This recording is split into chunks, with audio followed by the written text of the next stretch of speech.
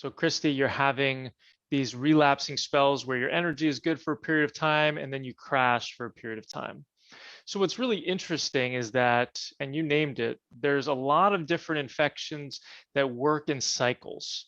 They're moving through the body, and oftentimes the immune system is going to be reactive to them at different times of the month. Sometimes they're reacting every couple days, sometimes they're reacting every couple weeks, and sometimes it's every couple months. The reality of the situation is that whatever infection is doing that needs to be remedied.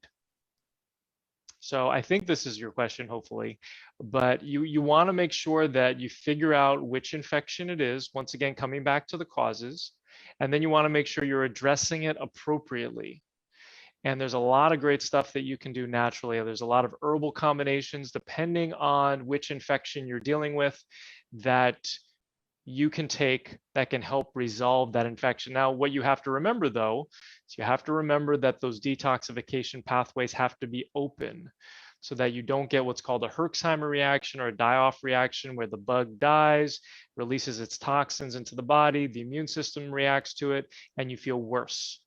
So that's just kind of a caveat, but definitely figure out which infection it is so that you can remedy it appropriately. Christy also said, I'm not sure it's so simple. Sometimes it's actually next to impossible to pinpoint an exact cause. Even when we think we know the, quote, cause, we or our functional medicine practitioners are often wrong.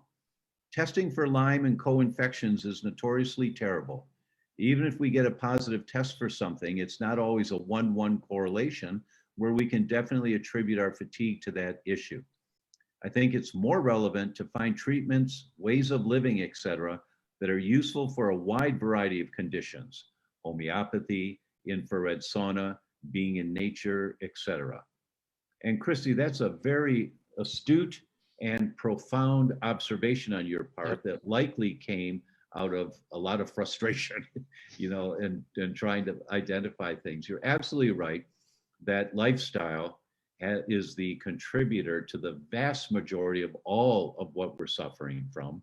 And so changing lifestyle habits has a profound impact. But coupled with that, if you've got high levels of mercury in the brain, you've got to get the mercury out of there, right? If you've got high levels of bacteria in your body, you've got to get that bacteria out of there as best you can.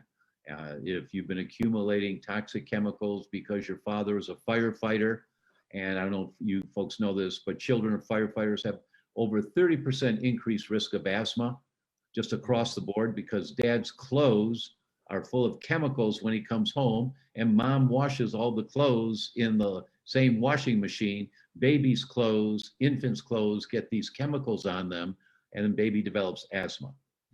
Very, very common, right? So you still need to do the deep dive into looking for triggers, the environmental triggers and such,